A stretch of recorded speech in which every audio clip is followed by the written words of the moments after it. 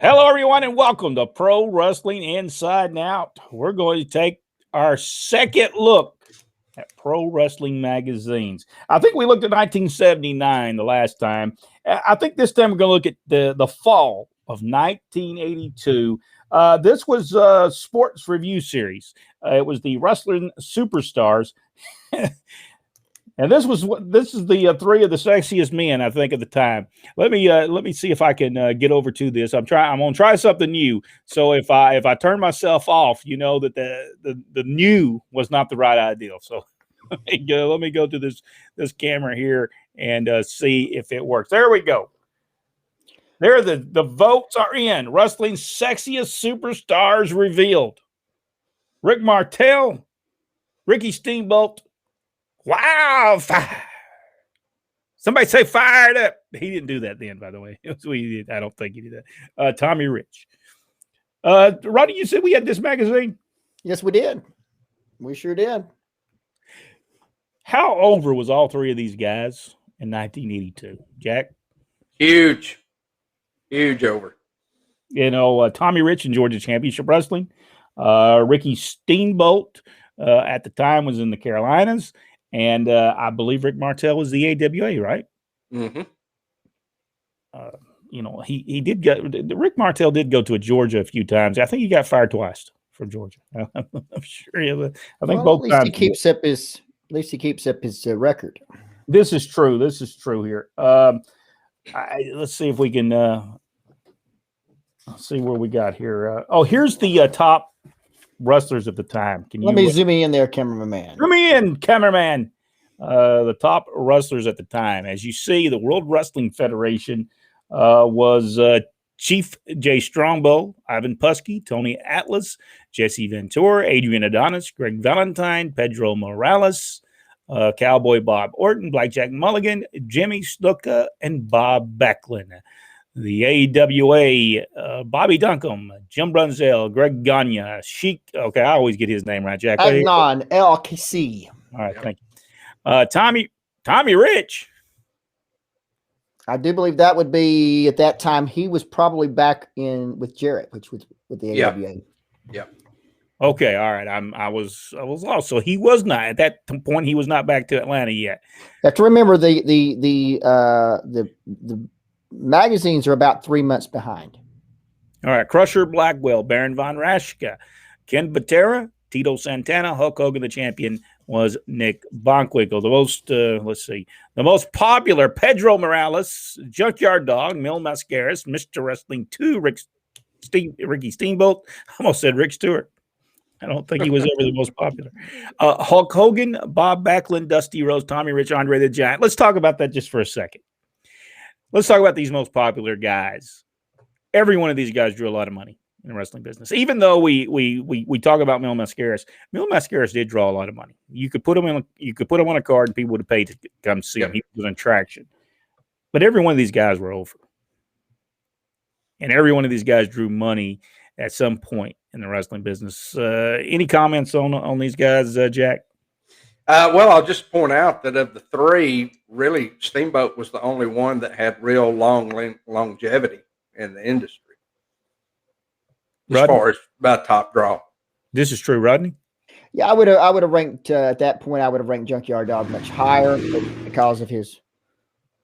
Well, all right. Yeah, I shouldn't make such comments. Obviously, I've upset the people in the trucks. But yeah, okay. All right, the National Wrestling Alliance, Harley Race, Tommy. Is that getting blurry, or is it just me? It's blurry. All right, let's just move on from that because that's getting so blurry you can't even see it. All right, let's look at the picture. Oh, here's Ken Patera, Crusher Blackwell, Nick Bockwinkel, Ivan Putski. All pretty. Hey, I like that. I like that ad about the faces there.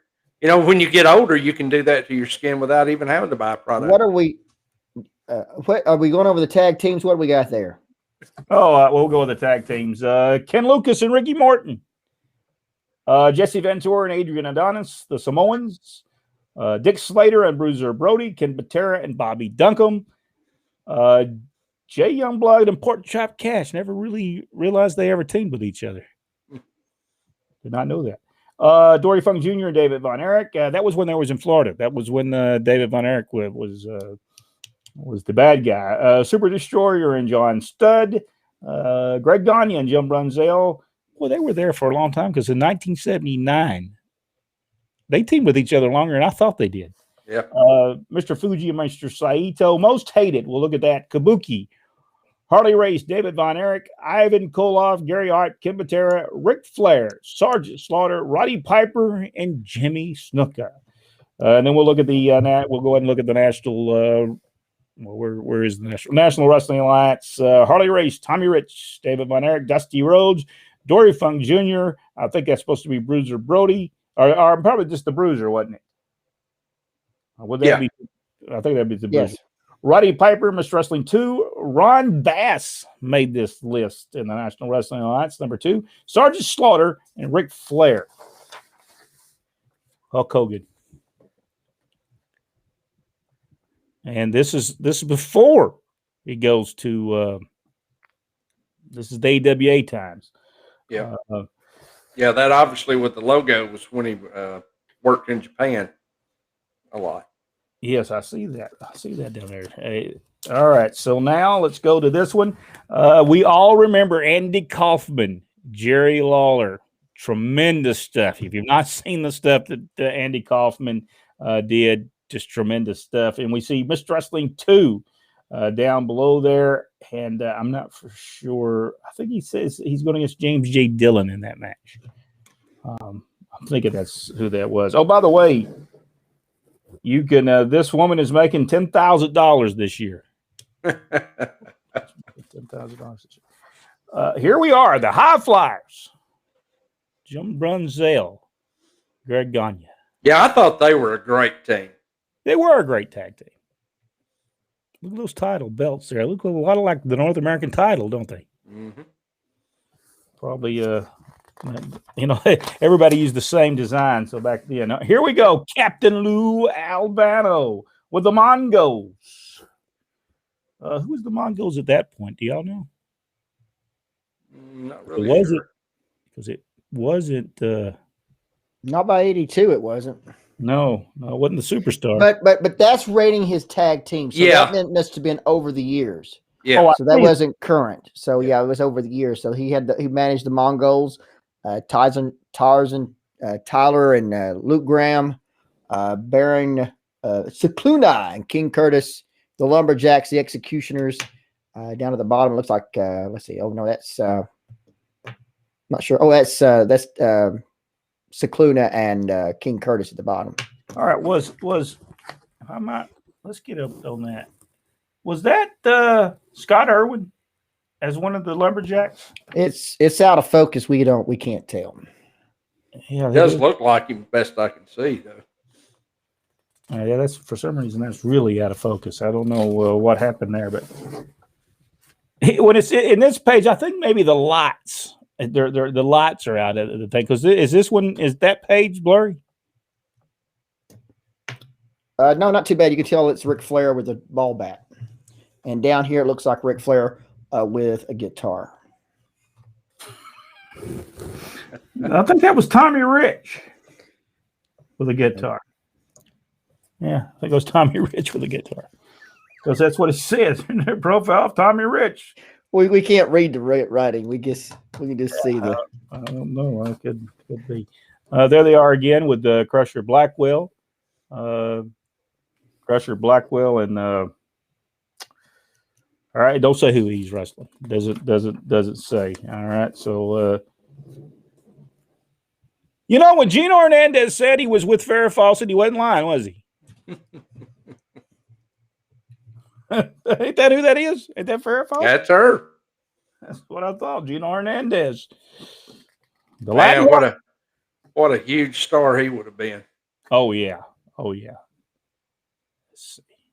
Maybe that look better right there. Man, John Studd looks wild right there, don't he? John Studd. Andre the Giant must have hated his guts. And it's just because he stepped over the top rope. Yeah. You would think when Andre the Giant would tell you not to step at the top rope, you wouldn't step on the top rope. I wrestled John Studd. John was an awesome guy. I'm not even sure who this is. It says ban this match, but for some reason I don't know who that is. I'm not for sure who's in that match. I really don't. There's Rodney's favorite wrestler, Mil Mascaras, and the original Sheik. Who's the Masked Man? Do y'all know who the Masked Man is? Is that Mil Mascaras? El Canuck. But that could be Mascaras, though. Yeah, I believe it was. I believe that was before he did that little part of that mask that he did there.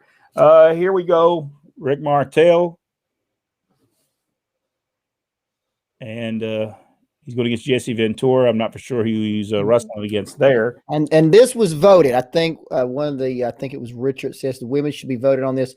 We did not vote on this. It was voters. And that looked like 8,000. Was it 8,531? Yeah, they voted for him to be the. Here we go. World's sexiest wrestler.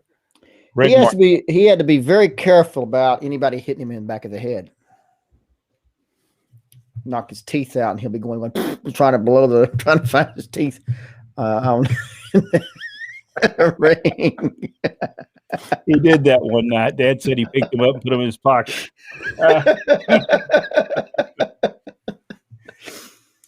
Tommy Rich, number 2, he got 8,297 votes. Wildfire, Tommy Rich. And then, I don't know, not for sure how I'm going to get over there. There he is there. I don't think that's Ivan Koloff. He's got a headlock on. Yeah. Ricky Steamboat was in shape, wasn't he? Yep. I mean, he was in shape. And then here he is there going against Harley Race. And I'm not for sure who that is. Mil Mascaras. Well, he was all in this magazine. Do you think he paid these people in this thing? Man, he's all over it. Hulk Hogan. He was one of the sexiest superstars, number 4. Sexiest superstar, number 4. He got 7,612 votes. The Hulkster. He became one. He was one of the sexiest wrestlers. Did not realize that he was. Well, when you have him in a picture with Crusher Blackwell, I guess so. Number 5, Ric Flair got 5,003 votes. Ted DiBiase got in that as well. As we see, Ted DiBiase got 4,772 votes. Tony Atlas also in there. Mr. USA got 4,691 and one. Rodney's greatest. Kevin. Now, for reference, this was back in the day when Kevin could really go and had a tremendous physique. Yes, I agree with you. He was wrestling back then. 3,710 votes. Dino Bravo got. I don't know why I can't move this back over. Am I going the wrong way? I'm going the wrong way with it. You're going to Mil is number. He's the next one. Now, how can Mil Mascaras be considered sexiest wrestler of? You don't even know. Because the writers really liked him. I think they did. Brent, we've established he did pay to be in this magazine. Here is Roddy Piper before he was Rowdy as the commentator on Georgia Championship Wrestling, along with Ken Patera. I think this was why Ken Patera was in Georgia, wasn't it? I think it was probably during this time. I think he was there before because Jimmy Snuka was also there with Ken. Terry Gordy was there because that was where they were doing the sledgehammer with that center block, and that's when Terry Gordon was telling everybody, don't try this at home. Yeah, try this at home, but try putting it on your head and knock a little sense into you. That was good stuff. This is more of Lou Albano's tag teams of Mulligans, Blackjacks, Mulligan and Lanza, Samoans. This is the book that I was thinking about with all the teams in it, because it seemed like that's where I think I got 16 World Tag Team Champions that Albano managed. There's Mill again in this thing. That's the continuation of the story, and I believe that was the band match was the Texas Chain Match, is what I think I saw in that story. There's the Sheiks of wrestling right there.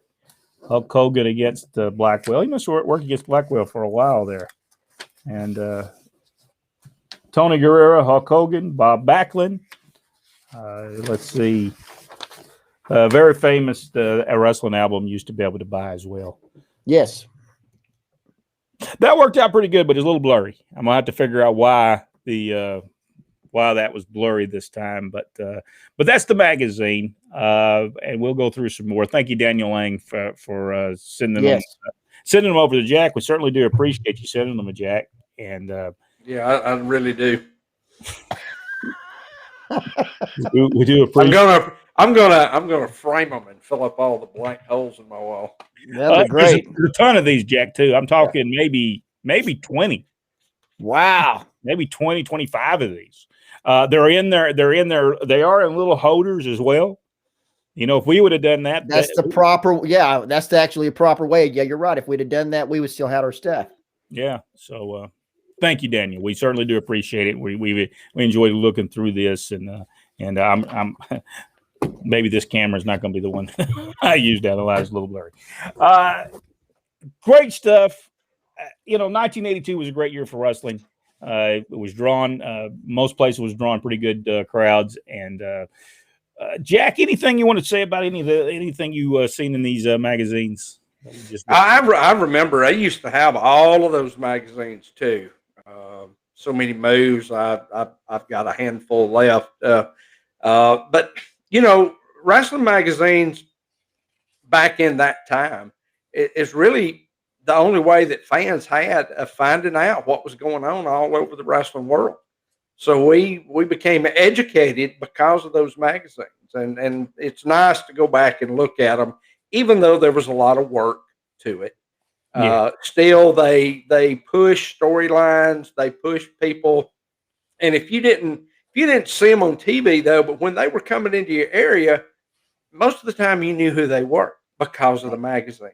Yeah. So it was a great collaboration there between promoters and the magazines, and of course Bill Apter is the lead photographer. I don't know that there's anywhere Bill didn't wind up going and taking some great shots.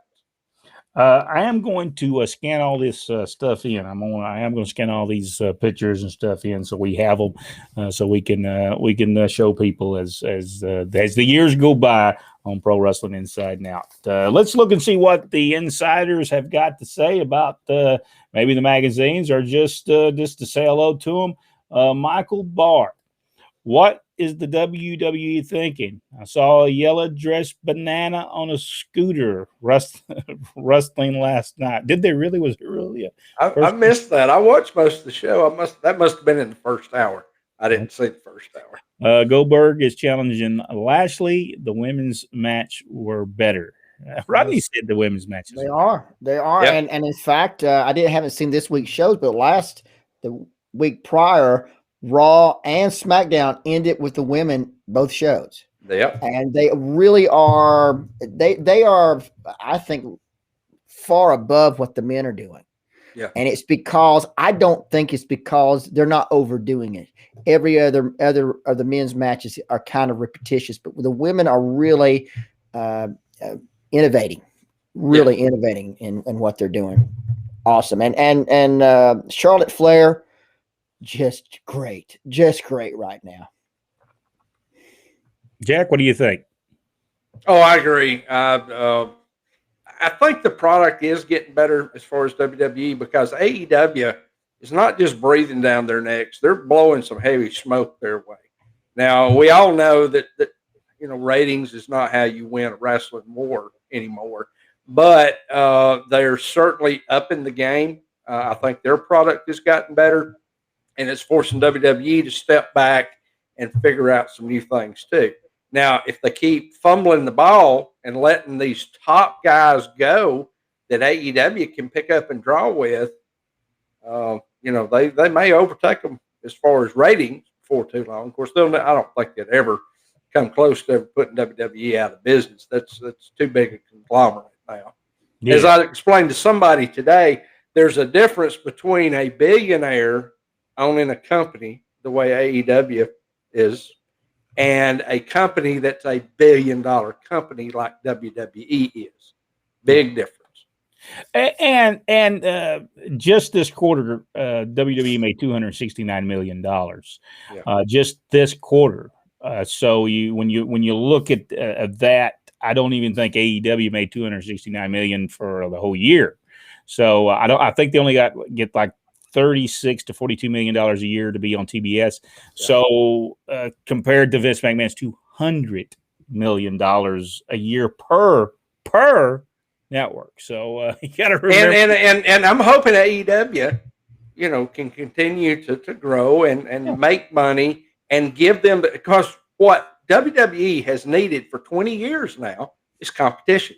Yes. And whatever form that is, whatever it takes to light a fire under Vince and quit this lazy booking that he's done for so long. All this time he could have looked at NXT and seen how a wrestling show was supposed to be ran, but he don't watch it.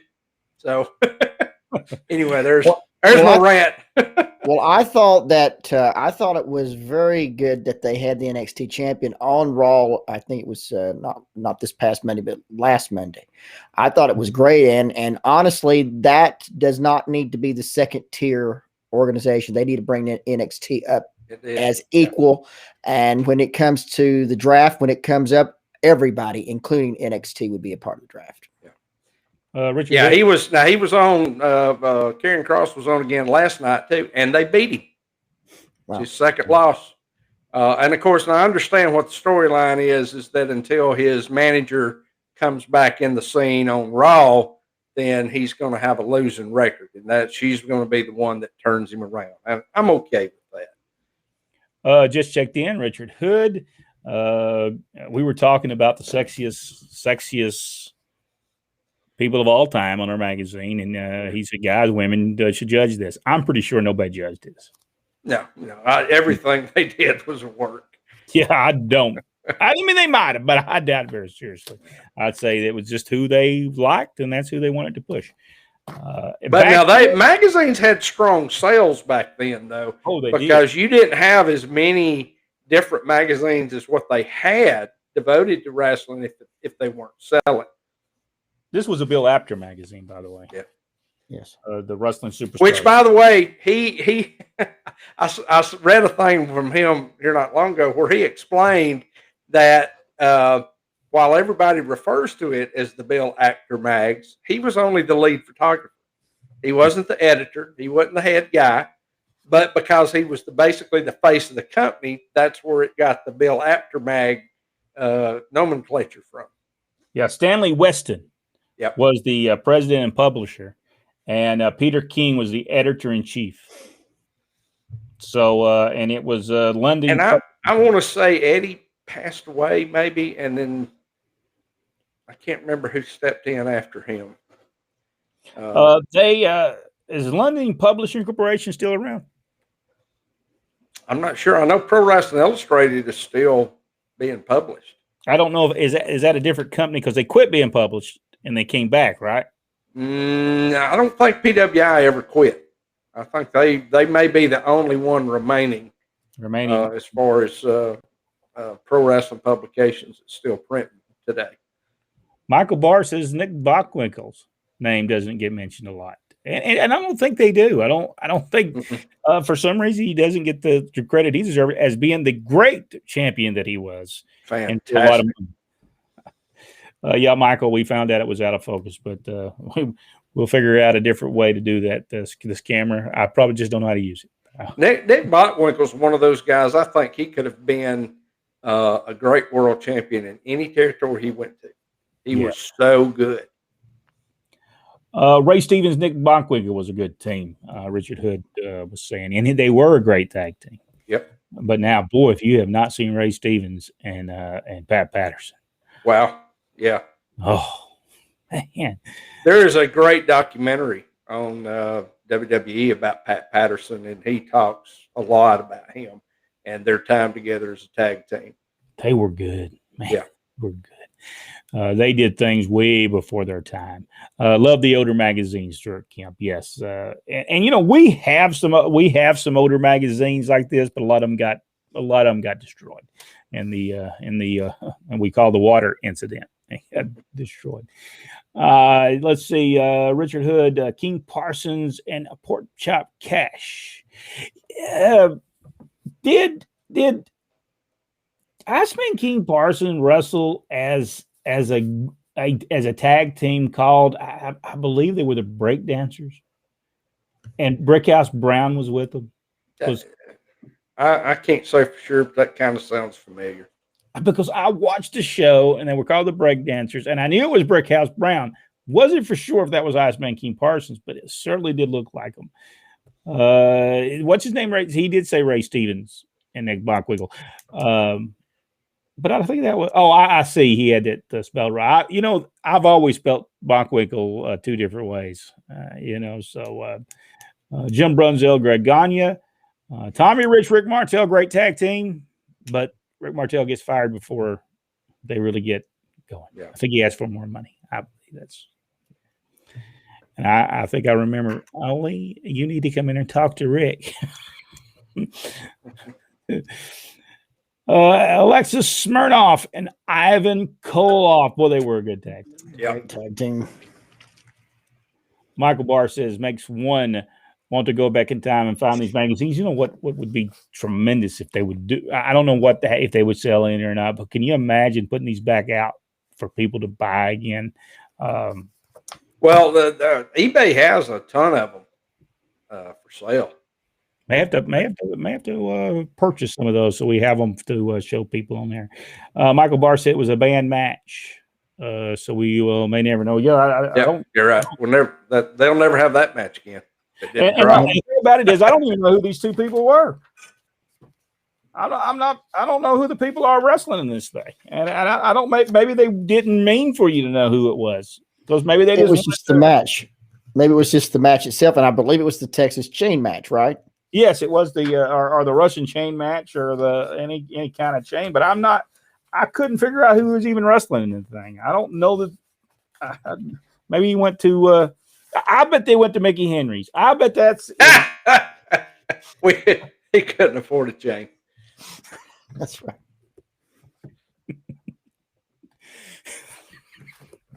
Guys, remember when I went under the hood and interview with Ernie Ladd on GCW? Yes, that's right.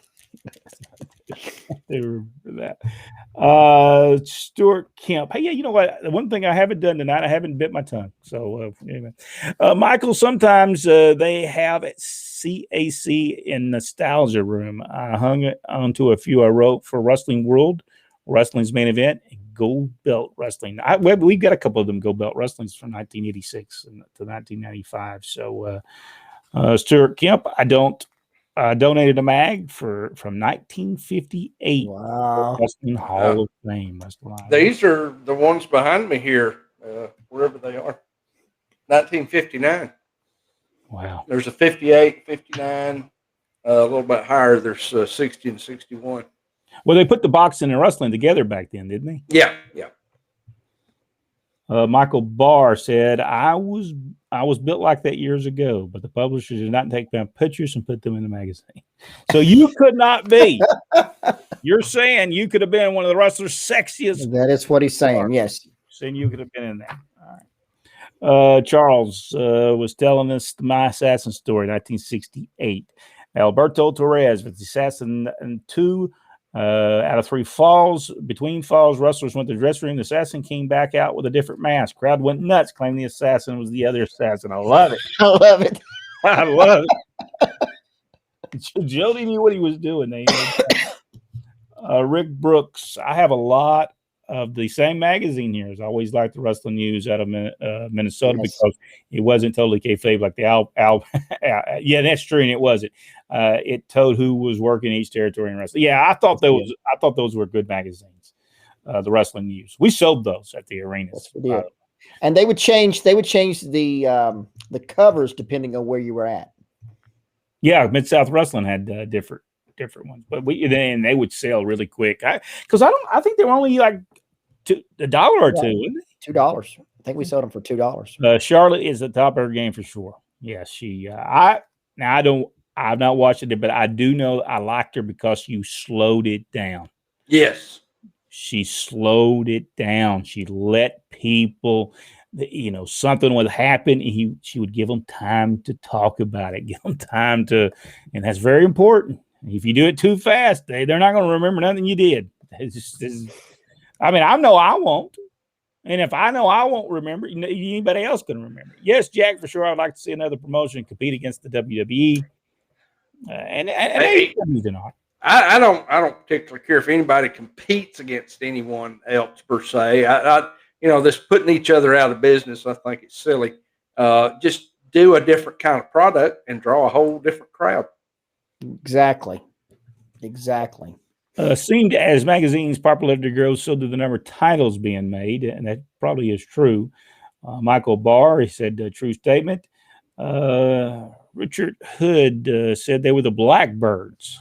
Yes. Yeah, now that I do remember being called that. Parsons and Brickhouse. Where was this at? Where did they wrestle and do this at? Was that not Texas? Was it Texas? Right. King Parsons. Terrence Hardy said King Parsons, Portia Cash were Mid-Atlantic Tag Team Champions. I never realized that either. Stuart Kemp. They really pushed the NWA and the WWF trying to keep more kayfabe. Others, though, had a bit of understanding, follow what we say, and you and print things, take pics, etc. Yeah, a lot of people didn't like them because they'd come up with some of that stories. Jim Barnett loved Bill Apter, though. I have a couple from 65 here. One has the Graham Brothers. Oh, tremendous. I love Scan those in, Rick. Scan those in. Yeah, scan those in. I still got some Mickey sent us. We're going to have to continue doing those as well. There's a ton of pictures programs we need to go through for Georgia. As soon as you don't play ball, you're out. Apter and company fared much better on the independent scene. I think I will check out eBay. Michael Barr said he would do a good idea. Thanks, Jack. Stuart Kemp. Maybe Vern didn't want to play ball, trying instead to keep kayfabe to himself. Guys like Bockwinkel, etc. suffered as a result. Yeah, he could have been right about that. Yeah, I'll tell you who did good. Jerry Lawler did good to put himself on the magazines. I think he called after himself. Said, hey, there's a great wrestler down here you need to take pictures of. His name is Jerry the King Lawler. You won't believe how good he is. He's so good, and he's sent his own stories and everything. Well, wasn't that what Cornette was doing? I think Cornette was doing that. He taking pictures for the magazines? Yeah. Michael Barr said, by the way, Rodney, you say that is your workout room. Where are your weights? No, the workout room's out. It's not in the same. Not in this room here. No, it's a different room. I call it. It's not a room. It's a building that's out back. Yes. Richard Wood, and it has a bunch of. By the way, it has a lot of review posters up in there. That's what it's got. Circus stuff. We got circus stuff up in there. Memphis is where they did the Blackbirds. That's what they said. Oh, Michael Barr, the good idea was the WWF needs a competitive company. Yeah, and they do, because when they do compete, when you have competition, you get better because you really take the time to make sure that you're doing stuff innovative. And when Vince McMahon was trying to compete with the National Wrestling Alliance, Jim Crockett, look at the stuff that he was doing when he was. When he had to go against Ted Turner and he's competing against Ted Turner, look what he did. So it'd be really good if AEW could get up there to the 2 million, 2 million people watching their show. It'd be tremendous because do you know how well and how good the WWE product's going to be? They're going to go out of their way to produce a great product. And it'll be great for all wrestling fans, just like it was in 1998, 1999, when we got to see some really good stuff on television on both sides. Even though WCW dropped the ball and tried to continue doing the NWO 6000. Jerry Lawler was the king of Memphis. Yes, and Jerry Lawler was over in Memphis. He was just there too long. I think not only did he draw the money, but he never passed the torch to anyone else. When he should have passed the torch sometime in the 90s, and maybe they would have went further, but he did not. The thing about it, they talk about Hulk Hogan didn't pass the torch, but he did. He passed it to the Ultimate Warrior. It wasn't his fault the Ultimate Warrior couldn't take care of it. That's not his fault. He did what he was supposed to do. But Jerry Lawler, think about it. Did he ever pass the torch to anyone? No. Nope. Not one person. And on purpose. Yeah. Jackie Fargo passed the torch to him, and he never passed the torch. He's still in Memphis trying to keep that torch burning. That and he did have his last softball game, by the way. Jerry the King Lawler, great wrestler. I don't take nothing right. Jerry King Lawler he drew a lot of money. He did a lot of great stuff. The stuff he did in Memphis was tremendous. By the time he becomes the AWA champion, though, not so well. Not so good. Walk and talk champion does not draw you money. Michael Barr said, thanks, Jack, Brent, Roddy, prayers, Raw. Next week, same YouTube time. Be safe. Thank you so much. I want to thank y'all so much for supporting our channel. We have a very small community that supports our channel, and we certainly do appreciate it. Every bit helps, and it goes to it went to this camera that was blurry, but I have to work on that and find out why that's blurry. That way I didn't have to hold it up. I thought it would be better if I would put it down here, but that didn't work out too good for me tonight. Brent, we'll ask this question and then we'll leave. Brent, who could have Jerry passed the torch to? I don't know, because I don't know. He should have really passed the torch sometime before he left and went to WWE. And I don't know who it could have been at the time, but I don't think Eddie Gilbert could have been the guy. But let me think on that. Maybe we need to do a show on that. Who could have Jerry Lawler passed the torch? Because I don't know who was wrestling there at the time. Do y'all? By that time, let's just say the talent pool was mighty shallow. Yeah. So we'd have to look at it. When did Jerry Lawler quit drawing money in Memphis? That's when he should have started passing the torch. And while he's drawing, and they're drawing, it's when they should do it, not afterwards. Yeah, they need to be working on it before that. And the bottom line is, he was there too long. They were afraid to get somebody over because Jerry Lawler was afraid somebody would come in and get over and try to steal his 25% of the territory, like he did Jerry.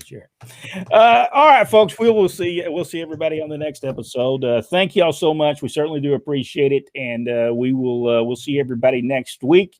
Don't forget, Monday night we'll do a special show on Jody Hamilton, and we'll pay tribute to one of the greats in professional wrestling. All right, see y'all next week. Until then, everybody, hey. So long from the hillbilly state of Tennessee. And from the COVID capital of the South, Alabama.